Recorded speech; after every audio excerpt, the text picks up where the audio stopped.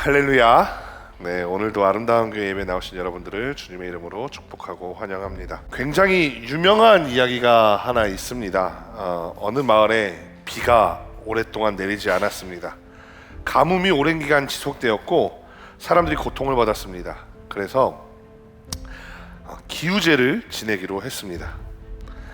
그 마을을 이끄는 촌장이 기우제를 준비했고 마을 모든 사람들을 불러 모았습니다. 마을의 모든 사람들의 정성이 모여져야 비가 올 거라고 생각했기 때문입니다. 정해진 날이 되었고 많은 사람들이 모였습니다. 그러나 여전히 하늘은 화창했습니다. 비가 올 것 같아 보이지는 않았습니다. 기우제가 막 시작하려던 그 순간에 한 어린아이가 우산을 들고 나타난 겁니다. 그러자 마을의 한 어른이 손가락질하면서 놀렸습니다. 야, 비도 안 오는데 뭐하러 우산을 가지고 왔냐라고 하는 이야기입니다. 여러분, 이 이야기 한 번쯤은 들어보셨나요? 그 아이가 대답했습니다. 오늘 비가 오라고 기우제 지내는 거 아닌가요? 많은 목사님들이 설교에서 예화로 사용합니다. 여러분, 기도의 능력, 하나님의 능력을 믿으셔야 합니다. 기우제를 지내면서도 우산을 챙겨오지 않는 사람, 이런 사람들처럼 우리의 믿음도 이런 모습이 아닌지 한번 나의 모습을 돌아봅시다 라고 설교하는 분들이 계십니다. 반대의 케이스도 있습니다. 별 내용이 아닌 것을, 사실은 가짜뉴스에 가까운 것을 철석같이 믿다가 기적이 일어나는 경우가 있습니다. 바로 독일의 베를린 장벽이 무너진 것이 그렇습니다. 많은 사람들이 독일의 통일에 대해서 말하길 많은 노력과 헌신, 양보와 화해가 있었다라고 이야기합니다. 물론 그 평가가 맞습니다.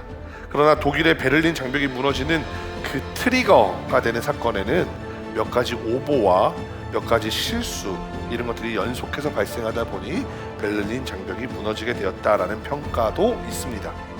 제가 그것 때문입니다라고 말씀드리는 게 아니라 그러한 평가도 있습니다라고 말씀을 드립니다. 1989년 동유럽 혁명과 더불어 동독의 불안한 정세가 계속되었습니다. 동독 정부는 성난 민심을 달래고자 여행을 허가해주겠다. 이전까지는 여행이 완전 금지였거든요. 여행을 허가해주겠다라는 회유책을 발표했습니다. 근데 사실은 그 여행을 허가해주겠다라는 그 내용이 이전에 여행이 100% 불가였는데 이제부터는 너네들이 미리 신청하고 미리 접수하고 그러면 0.00001% 확률로 그 서류 통과를 시켜주고 그러면 여행 보내줄게 라는 식의 논리였습니다. 사실은 이전과 달라지는 게 없었던 거죠. 그런데 그 기자회견을 하는 도중에 귄터 샤보프스키라는 사람이 여행 허가는 지체 없이 즉시로 실행됩니다 라고 발언합니다. 그리고 동독의 의도가 완전 불가해서 방금 말씀드렸다시피 0.00001%의 허가제로 바뀌는 것 뿐이었는데 국민들에게는 별 차이가 없는 조치였는데, 근데 그 뉴스를 듣고 있었던 이탈리아 언론사의 한 기자가 이탈리아 언론에다가 뉴스 제목을 이렇게 뽑아달라고 연락합니다. 베를린 장벽이 무너지다. 그래서 이탈리아 언론이 그 제목으로 뉴스를 내보냅니다. 그리고 나서 동독의 뉴스니까 반대로 서독은 오늘 뭐 있다는데 뭘까 이렇게 하다가 이탈리아 언론에서 베를린 장벽이 무너지다 라는 이야기를 보자마자 바로 서독의 뉴스가 동독 국경 개방하다 라고 오보를 냅니다. 그리고 결국 동독, 서독 시민들 너나 할 것 없이 거리로 쏟아 나옵니다. 물론 먼저는 서독 시민들이 먼저 달려 나온 겁니다. 처음에는 이제 그 베를린 장벽이 국경이나 마찬가지였으니까 거기를 지키는 사람들도 있었는데 쏟아져 나오는 사람의 숫자도 너무 많고, 그렇다고 이 사람들을 우리나라 국민인데 발포해서 막 쫓아낼 수도 없는 노릇이고, 그러니까 그냥 쏟아져 나온 시민들이 그 베를린 장벽을 허무는 것에 결국 베를린 장벽이 무너지게 되었습니다. 가짜 뉴스였지만 많은 사람들이 그 뉴스를 믿고 결국 사실로 만들어낸 사건이라고 할 수도 있습니다. 성경에도 비슷한 내용이 있습니다. 성경에 나오는 기적을 보면서 사람들은 보통은 믿음이 있었으니까 이런 기적을 받았겠지라고 생각을 합니다. 실제로 예수님의 이야기에서 한 마을에 예수님이 사역을 하러 들어가십니다. 그리고 거기에서 사람들에게 기적을 베풀려고 하시는데 사람들이 믿지 않음으로 기적이 일어나지 않았고, 예수님은 사람들이 믿지 않는 것을 이상하게 여기셨다라고 기록된 본문도 있습니다. 이 말씀처럼 하나님이 아무리 쏟아부어 주려고 해도 사람이 믿기를 거부한다면 그 기적이 일어날 수 없다라는 말씀도 있는 겁니다. 하나님을 단정지어 설명하는 것은 사실 매우 어렵습니다. 우리가 성격 테스트 하는 것과 같습니다. 여러분 옛날에 혈액혁명을 성격론 유행할 때 여러분 기억하실 텐데 A형 성격, B형 성격 하다 보면은 진단이 이런 식으로 나오죠. 사람들과 어울리기를 좋아하지만 때로는 혼자 있는 것이 더 적성에 맞는 그런 성격입니다 라고 나오죠. 이런 것처럼 양쪽의 모습을 다 가지고 있다라고 이야기를 하고요. 그리고 대부분의 사람들은 그런 문장을 보면 대부분의 사람들이 나 저 성격에 맞는 것 같아 라고 생각을 한다고 합니다. 그리고 약 5% 미만만 아닌데? 나 사람 만나는 게 절대적으로 싫은데? 이런 사람들이 있다고 합니다. 하나님도 똑같습니다. 사람에게 인격이 있듯이 하나님 자신은 인격이 있으십니다. 사람과 똑같이 사람 인자를 써서 인격이라고 하는 것이 조금 말이 안 맞는 것 같기도 합니다. 신앙서적이나 신학서적에서는 신격이라는 표현을 사용하기도 하고 좀 용례가 다르기는 하지만 하나님의 성격을 표현하는 성격을 표현하는 단어 중에는 위격이라는 단어를 쓰기도 합니다. 어쨌든 드리고 싶은 말씀은 하나님의 성격은 사람 같아서 한 번에 그냥 딱 정해지지 않는다라는 겁니다. 그렇기 때문에 앞서 말씀드렸다시피 사람들이 믿어야만 기적이 일어나는 상황이 있기도 하지만 반대로 하나님을 아무도 믿지 않아도 하나님이 전적으로 기적을 베풀어 주시기도 하는 장면도 있다라는 거죠. 그리고 오늘 성경에는 아무도 믿지 않았는데 그 상황에서 하나님이 기적을 베푸시는 장면이 나타납니다. 한번 자세히 들여다보도록 하겠습니다. 지난주에 말씀을 나누었던 것처럼 헤롯 아그리빠가 야고보를 죽였습니다. 그리고 그 일로 인해서 자신의 인기가 올라가는 겁니다. 그래서 이제 헤롯은 다른 사람도 죽이고자 했습니다. 그리고 그 타겟은 베드로였습니다. 헤롯이 생각하기에 교회의 탑 리더였던 베드로를 자신이 처리해주게 되면 유대인들로부터 엄청난 인기를 끌 수 있을 거라고 생각했습니다. 때는 마침 무교절 기간이었습니다. 이스라엘 사람들이 예루살렘으로 모여드는 그런 명절이었습니다. 우리가 이제 이번 주에 이제 추석을 맞이하게 되는데 추석 때 우리는 가정으로 모이잖아요. 각자의 고향으로 흩어지고. 그런데 이스라엘의 명절은 예루살렘에 모여서 하나님의 영광을 찬양하는 그런 날이었습니다. 물론 이스라엘의 모든 사람들이 다 예루살렘으로 모일 수는 없겠죠. 그럼 자신의 동네가 텅텅 비게 되고 농사를 하는 사람, 양을 치는 사람 이런 사람들은 그 농사를 망치게 될 수도 있기 때문이죠. 그리고 국경을 수비하는 병사들도 다 수도로 모일 수는 없겠죠. 그런데 그럼에도 불구하고 이 무교절, 유월절을 지내면서는 이스라엘의 수많은 사람들이 예루살렘으로 모여들었습니다. 그러니까 헤롯의 입장에서는 이렇게 많은 사람들이 예루살렘에 모여들 때 이 예루살렘에서 초대교회 리더였던 베드로를 처형하면 나한테 엄청난 인기가 생길 거야 라고 생각을 하는 겁니다. 그래서 베드로를 잡았습니다. 그리고 베드로를 지키기 위해서 4절 말씀에 보면 4명씩 4패, 그러니까 총 16명의 사람을 베드로를 지키게 만들었습니다. 그리고 유월절이 끝나고 바로 다음날 베드로를 처형하려고 했습니다.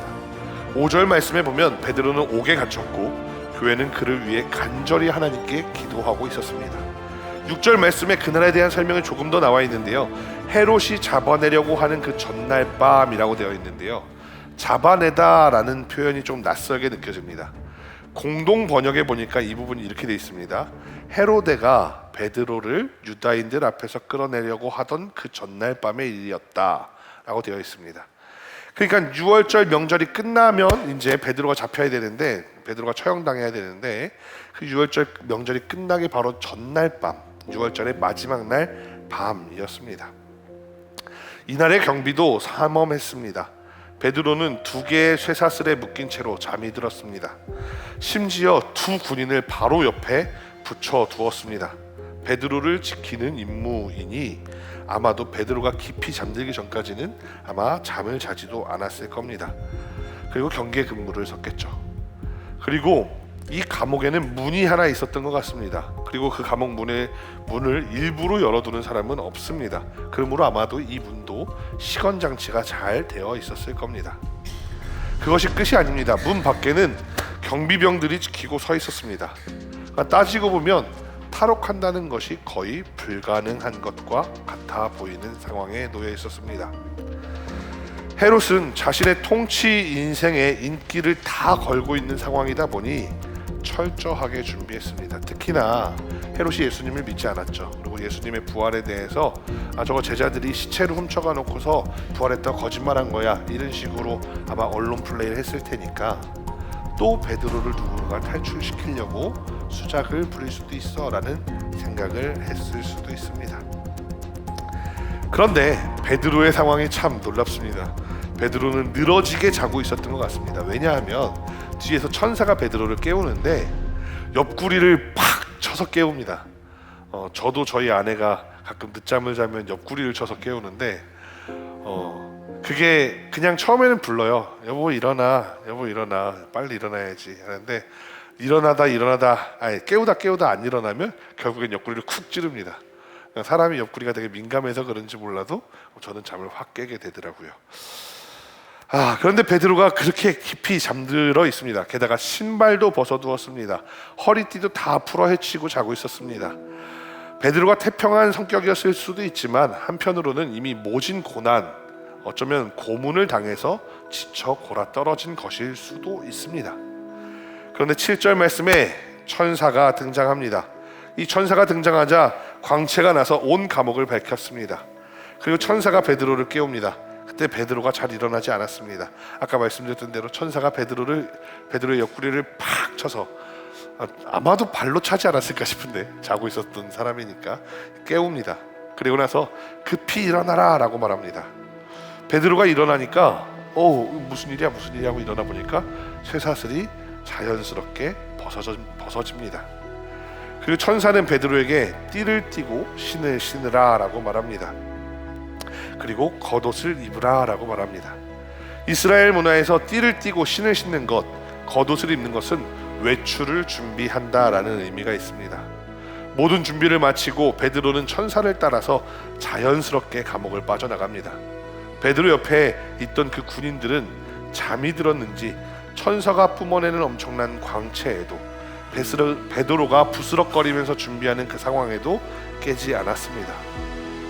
그런데 또 하나 신기한 점이 있습니다. 문을 열었더니 그냥 문이 스르르 열리는 겁니다. 문 밖에 있는 군사들도 베드로가 나오는 것을 알아채지 못하고 잠이 들었던 것 같습니다. 그래서 베드로는 아까 우리가 읽었던 다 함께 읽었던 오늘 본문 말씀처럼 이 모든 상황이 꿈인지 생시인지 구별하지 못했습니다. 그리고 마음속으로는 이 모든 것이 환상이겠거니 생각했습니다.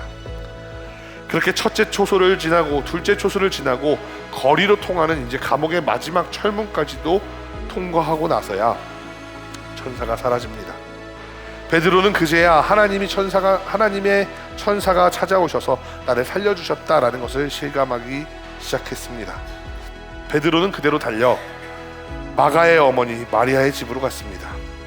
같은 시간 마가의 어머니 마리아의 집에서는 기도회가 열리고 있었습니다. 5절 말씀에 베드로가 교회가 베드로를 위해서 기도했다라고 되어 있습니다. 무슨 내용으로 기도했을까요? 여러분이 한번 마가의 다락방에 있는 사람들이라면 만약에 베드로를 위해 기도한다면 뭘 위해서 기도하실 것 같습니까? 주님, 베드로를 살려주세요, 탈출시켜주세요, 이렇게 기도하지 않았겠습니까? 베드로가 죽을 때 덜 고통스럽게 해주세요 라고 기도하지는 않았을 겁니다. 베드로가 잡혀갔는데 우리도 잡혀가지 않게 해주세요, 이렇게 기도하지는 않았을 겁니다. 아무래도 감옥에 현재 잡혀가 있는 베드로에 대한 걱정과 염려가 가장 컸기 때문에 그 베드로를 위한, 베드로가 잘 풀려나게 되기를 위한 그런 기도를 했을 겁니다. 내일 날이 밝으면 사람들 앞에 끌려 나오게 되는 그 순간에라도 하나님이 기적을 베풀어 주셨으면 좋겠다라는 그런 기도를 하고 있었을 겁니다.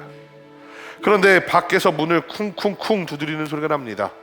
그러자 그 집에 있던 로데라는 여자아이가 문 앞에 가서 누구세요? 하고 물어봅니다. 그러자 베드로가 나 베드로예요, 빨리 문 좀 열어주세요 라고 말을 했겠죠. 이왕이면 문을 열어주고 베드로를 데리고 들어가면 좋은데 로데는 베드로를 문 밖에 그대로 세워두고 신나게 달려가서 안에 있는 사람들에게 베드로 선생님이 왔어요, 베드로 선생님이 왔어요, 이렇게 이야기를 합니다. 어떤 사람들은 이렇게 생각합니다. 로데가 산만해서 베드로를 문 밖에 그대로 두고 갔을 거다라고 생각하기도 합니다. 물론 그럴 수도 있죠. 그런데 그게 아니라 어쩌면 로데는 생각이 되게 깊은 아이였을 수도 있습니다. 베드로를 믿기로 모든 교회 성도들을 일망타진하려는 헤롯의 계략일 수도 있기 때문에 안에 있는 사람들에게 먼저 알렸을 수도 있습니다. 산만해서 그랬든 계략에 빠지지 않도록 조심한 것이든 베드로가 문 밖에 있었다라는 사실은 변하지 않습니다. 그리고 베드로를 그대로 두고 간 것 때문에 로데는 억울한 일을 당합니다. 사람들에게 베드로가 문 밖에 왔다고 알리자 사람들이 로데를 향해서 말합니다. 네가 미쳤다. 너 제정신이야? 야, 베드로 감옥에 있잖아. 로데는 억울해하면서 아니라고 정말 베드로라고 합니다. 그러자 사람들은 뭐라고 말하냐면, 야, 네가 진짜 본 거면 베드로 아니고 베드로의 천사일 거야 라고 이야기합니다. 그런데 계속해서 밖에서는 문을 쿵쿵쿵쿵 두드리는 겁니다. 그래서 나가보니 정말 베드로가 와 있습니다. 베드로는 모든 사람을 조용하게 시키고 어떻게 탈출하게 되었는지 자세하게 그 내막을 알려줍니다.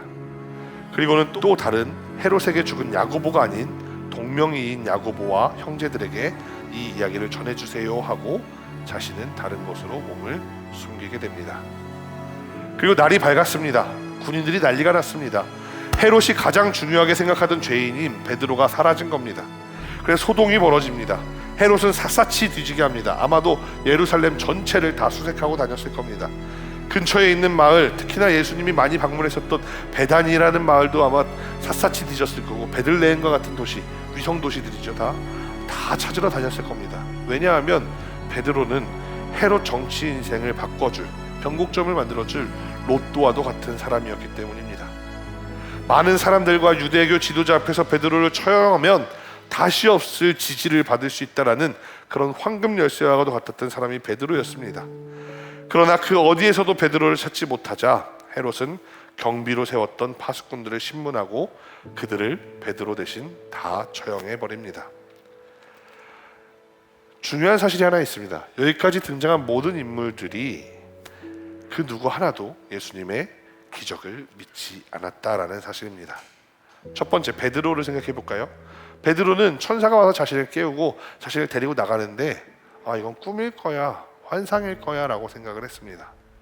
마가의 다락방에 모여 있었던 사람들, 베드로를 구해달라고 열심히 기도했는데 막상 베드로가 찾아왔다고 하니까 그 찾아왔다는 이야기를 전해준 여자애한테 네가 미쳤구나 라고 이야기합니다. 그리고 아니에요, 진짜 봤다라고 항변하니까 그러면 너 베드로의 천사를 본 걸 거야 라고 이야기합니다. 헤롯도 마찬가지죠. 예수님을 믿지 않았습니다. 나름의 유대교의 신앙은 가진 사람이었습니다. 그런데 그런 헤롯도 하나님이 베드로를 구출하셨을 거라고 상상도 하지 않았던 것 같습니다. 결국 바꿔 이야기하면 오늘의 기적은 아무도 믿지 않는 상황에서 벌어진 놀라운 기적이라는 이야기입니다. 앞서 이야기했던 대로 예수님의 이야기가 실려있던 복음서에서는 마치 사람들이 믿어야만 기적이 베풀어진다는 것처럼 묘사되는 본문도 있습니다. 그리고 오늘 본문에는 아무도 믿지 않았던 상황 속에서 하나님이 전적으로 베푸시는 구원의 역사도 나타납니다. 그러나 한 가지 오늘 본문에서 살펴봐야 할 이 등장인물들 간의 중요한 차이점이 있습니다. 그것은 바로 이 기적 이후의 삶입니다. 교회와 베드로는 이 기적 이후에 하나님을 위해 목숨을 바치는 순교자들이 되었습니다. 오늘 본문 이후 사도행전은 사실은 사도 바울을 중심으로 이야기가 이루어지기 때문에 베드로와 다른 사도들의 이야기를 더 이상 사도행전을 통해서 알기는 어렵습니다. 하지만 베드로 같은 경우에는 결국에 마지막에는 로마로 전도를 하러 갑니다. 그리고 로마에서 탄압이 일어나죠. 베드로가 로마에서 도망쳐서 탈출을 하는데 베드로 반대 방향에서 예수님이 로마를 향해 걸어가고 계시는 겁니다. 그럼 환상을 보게 된 거죠. 그래서 베드로가 예수님께 물어봅니다. 주님, 어디로 가십니까? 이 질문이 그 유명한 라틴어 쿼바디스 도미네라는 질문입니다. 예수님께 주님 어디로 가십니까? 라고 질문하자 예수님이 네가 로마에서 핍박받는 것을 두려워하여 도망하고 있기 때문에 내가 어쩔 수 없이 다시 십자가에 못 박히러 로마로 들어가는 길이다 라고 예수님이 대답하십니다. 그리고 베드로는 그 말에 통곡하면서 예수님, 아닙니다, 제가 다시 가겠습니다. 제가 가서 주를 위해 십자가에 못 박힐지라도, 주를 위해 제 목숨을 내놓을지라도 그 자리에서 주님을 부인하지 않겠습니다, 도망하지 않겠습니다 이야기하고 로마로 들어가서 미치광이 황제 네로의 십자가형을 받아 거꾸로 십자가에 달려 죽게 됩니다. 다른 초대교회 사람들도 마찬가지입니다. 많은 사람들이 순교하게 되고 유대교의 핍박을 받게 됩니다. 고난을 당하게 됩니다. 로마로부터도 핍박을 받게 됩니다. 그들의 삶은 정말 말로 다 할 수 없는 고통이 있었을 겁니다. 그런데 그 모든 고통 속에서도 하나님을, 예수님을 놓지 않았습니다. 근데 조금 다른 태도를 보이는 사람이 하나 있습니다. 그것은 누구냐면 바로 헤롯입니다. 헤롯은 비록 베드로를 처형하는 데는 실패했지만 이후에도 자신감이 넘치며 자신의 왕위를 조금 더 강화하고 드러내고자 했습니다. 헤롯은 두로와 시돈 사람들하고 다툼이 있었습니다. 그런데 두로와 시돈 사람들하고 화친을 맺게 되는 날이었습니다. 헤롯은 그 업적에 대해서 사람들 앞에서 연설을 하기로 했습니다. 그리고 사람들이 헤롯의 목소리를 들으면서 야, 헤롯 대왕 목소리가 하나님 같아. 그 목소리에 권위가 있고 너무나도 멋있네. 이렇게 말을 했습니다. 우리 성경에는 하나님께 영광을 돌리지 않았다라고 기록되어 있는데 심지어 어떤 사람들은 헤롯이 내가 하나님보다도 더 위대하지라는 식으로 교만이 극에 달했다라고 해석하기도 합니다. 그런데 그렇게 연설을 다 맞춰가는 그 순간에 갑자기 헤롯이 아이고 배야 하면서 사람들이 다 보는 앞에서 꼬꾸라집니다. 요세푸스의 기록에 따르면 헤롯은 5일 동안이나 복통을 호소했습니다. 그런데 그 병의 증세가 얼마나 이상한지 배가 썩어 들어갑니다. 헤롯의 죽음에 대해서 오늘 성경은 충에, 벌레에 먹혀 죽었다라고 되어 있는데요. 어떤 사람들은 그것을 기생충에 의해 죽게 되었다라고 해석하고요. 또 어떤 의사들은 아마 맹장염이 터졌는데 배를 개복하고 수술을 할 수 있는 그런 능력이 없었기 때문에 복막염으로 번졌고 결국 배가 터져 죽으면서 배 안에서 여러 가지 오물들이 쏟아져 나와 벌레에 먹혀 죽었다라고 표현했을 것이다 라고 해석하기도 합니다. 사실 헤롯이 어떤 병으로 죽게 되었는지 그렇게 중요하지는 않습니다. 우리가 여기서 살펴봐야 하는 것은 복음을 대하는 태도입니다. 처음에 예수님을 믿던 베드로도, 교회도, 그리고 예수님과 교회를 핍박하려 했던 헤롯도 기적을 믿지는 않았습니다. 그러나 기적은 일어났습니다. 하나님이 전적으로 기적을 베풀어 주셨습니다. 그런데 그 기적 이후의 삶이 너무나도 달랐습니다. 어떤 이들은 하나님의 영광을 위해 살아가게 되었고 어떤 이들은 하나님을 위해 목숨을 내어놓기도 했습니다. 반면에 헤롯은 자신의 영광을 드러내려고 했고 하나님보다는 자신이 더 중요하다며 자신이 더 위대하다며 교만이 극에 달하는 삶을 살았습니다. 이 이야기를 이제 오늘날 우리들의 삶에 적용해 보기를 바랍니다. 하나님은 기적을 베푸십니다. 능력을 보여주십니다. 우리가 오늘 살아 숨쉬는 모든 것이 하나님이 살아계시다라는 증거입니다. 제가 이번에 친구 목사님들과 함께 책 모임을 하나 했습니다. 그리고 그 책의 제목이 정교하게 조율된 우주입니다. 파인 튜닝이라고 하죠. 아주 딱 들어맞게 만들지 않으면 이 우주가 생명체가 존재할 수 없는 공간이 되었을 것이다 라는 겁니다. 예를 들어서 우주에는 여러 가지 그런 수치들이 있겠죠.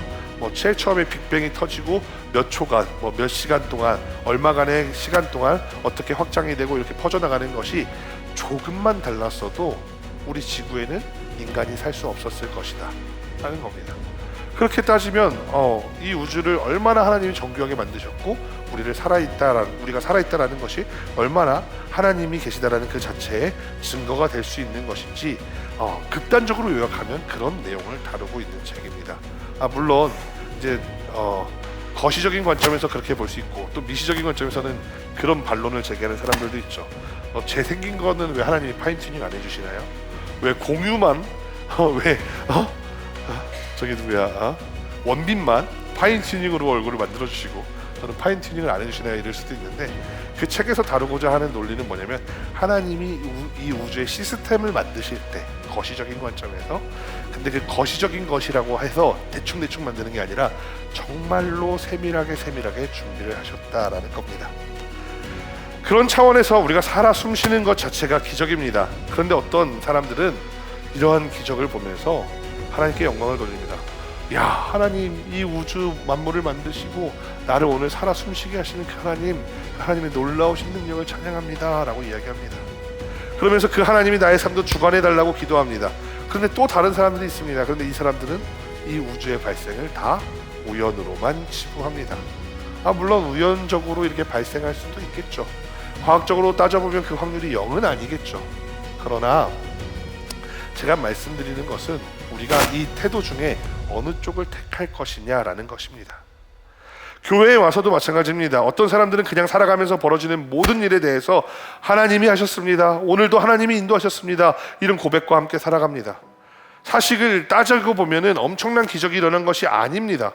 그런데 그 성도님들은 늘 입술로 시인하면서 하나님 감사합니다, 하나님 나의 삶에 찾아와 주셔서 감사합니다, 이렇게 말하면서 살아갑니다. 반면에 또 어떤 사람들은 엄청난 위기에서 생명을 건지고 엄청난 기적을 체험하고도 그저 운이 좋았다라고 치부하기도 합니다. 제가 전에 오산교에 있을 때 하루는 새벽기도 차량 운행을 하다가 그런 일이 있었습니다. 새벽기도 차량 운행을 하니까 이제 보통은 낮에는 신호를 잘 지키는 구간인데 사람들이 빨간불이 뜨면 그냥 막 질러가기도 하고 그래요.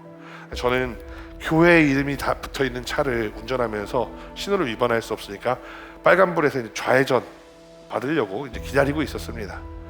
그런데 이제 신호가 딱 떨어지고 나 이제 좌회전 받으면 되겠다고 딱 기어를 넣고 이제 출발을 하는데 저쪽에서 차가 쌩 하면서 그 신호를 위반하면서 달려오는 겁니다. 그러면서 그 차가 달려오는데 교회 봉고차에, 나름 교회 봉고차가 그 등급에서 들어갈 수 있는 웬만한 옵션들 다 넣어주셨던 좋은 차였거든요. 그 봉고차에 그 충돌 방지 센서가 작동을 하면서 제가 그냥 밟고 있었는데, 저는 이 차를 못 보고 밟고 있었는데 삐비비비 하면서 그냥 차가 서버린 거예요. 아주 놀라운 경험을 했죠. 그래놓고서 제가 뭐라고 이야기를 했냐면, 이게 중요한 거예요. 야, 하나님이 오늘도 우리를 보여주셨습니다라고 말한 게 아니라, 야, 옵션값 뽑았다. 저도 모르게 그 말이 나오더라 이거예요. 근데 우리들의 삶의 태도를 생각해보면 그렇다는 겁니다. 어떤 사람은 아주 평범한 일을 겪어내면서도 하나님 우리에게 이런 놀라운 기적들을 베풀어 주셔서 감사합니다라고 하는 사람들이 있는 반면에, 어떤 사람들은 자신의 생명을 구원해주는 그런 놀라운 일이 벌어졌을 때도 야, 차 옵션 잘 넣었네, 이렇게 이야기를 하기도 한다는 거죠. 제가 그 일을 겪고 나서 저희 아내에게 우리 차도 바꾸자. 충돌 방지 보조 기능이 들어있는 차를 무조건 사야 돼. 왜냐면 맨날 차 운전하면서 졸립다고 맨날 전화를 하니까 막 그렇게 이야기를 하기도 했었습니다. 그런데 사실 그 상황에서 물론 충돌 보조 방지 센서가 역할을 한 것도 맞죠. 그런데 한번 이렇게 생각해 볼 수도 있지 않을까요? 누가 교회 차를 사면서 그렇게 다양한 옵션을 넣어주나요? 근데 그 교회에서 장로님들과 목사님, 담임 목사님이 결정하실 때 우리 목사님들 운전하는데, 성도님들 타는데 안전하게 탈 수 있도록 가능하면 이런 안전 기능들을 웬만하면 넣어봅시다 라고 이제 주장을 하셨던 분들이 있을 거 아닙니까? 그 마음을 하나님이 주셨다라고 왜 생각을 하지 못했을까요? 저는 제가 말씀드리고자 하는 것은 우리 삶의 태도에 관한 문제입니다. 앞에 화면에 물이 담겨있는 컵이 보이죠? 많은 예화로 사용되는 이야기입니다. 어떤 사람은 저 컵을 보면서 야, 물이 반이나 남았네 라고 하는 사람이 있고, 또 어떤 사람은 물이 이제 반밖에 안 남았네 라고 말하는 사람이 있다고 합니다. 저는 물이 반밖에 안 남았다라고 말하는 사람들을 비난하지 않습니다. 왜? 물이 반밖에 안 남았다고 생각하는 사람들이 먼저 가서 물을 떠올 거기 때문입니다. 물이 반이나 남았다고 생각하는 사람들은 그냥 물이 반이나 남았는데 뭘 벌써 가, 이러다가 나중에 물이 없어지는 그런 일을 경험하기도 할 겁니다. 그런데 단순히 이 이야기의 교훈대로만 따라가 보자는 거예요. 어떤 사람들은 긍정적인 태도를 가지고 어떤 사람들은 부정적인 태도를 가집니다. 이 이야기를 그대로 치환해서 우리 삶을 하나님이 주관하신다라고 생각하면서 살아가는 것이 좋겠느냐, 우리 삶에 하나님의 역사보다는 그저 나의 운과 어떤 나의 선택들이 나의 인생을 좌지우지하고 있다라고 생각하는 것이 좋겠느냐라는 겁니다. 단순하게 생각해 보아도 우주의 절대자가 나의 삶을 지켜보고 있다, 나에게 관심을 가지고 있다라고 생각하는 것이 첫 번째, 자존감에도 굉장히 이득이 됩니다. 두 번째, 나의 삶을 긍정적으로 바꾸어 가는데도 매우 플러스 요인이 될 겁니다. 세 번째, 주변인과의 관계를 개선해 나가는데도 훨씬 좋은 겁니다. 반대로 하나님이 내 삶에 관심이 없다라고 생각하고 이 삶은 나의 선택으로만 이루어지고 이 삶은 그냥 내가 하고 싶은 대로 살아가면 돼 라고 생각을 하면 무슨 유익이 있겠습니까? 오늘 말씀 속에서 기적을 경험하기 전까지, 아니 기적을 경험하는 동안에도 베드로는 그 기적을 이건 환상인가 꿈인가 했던 사람이 있었습니다.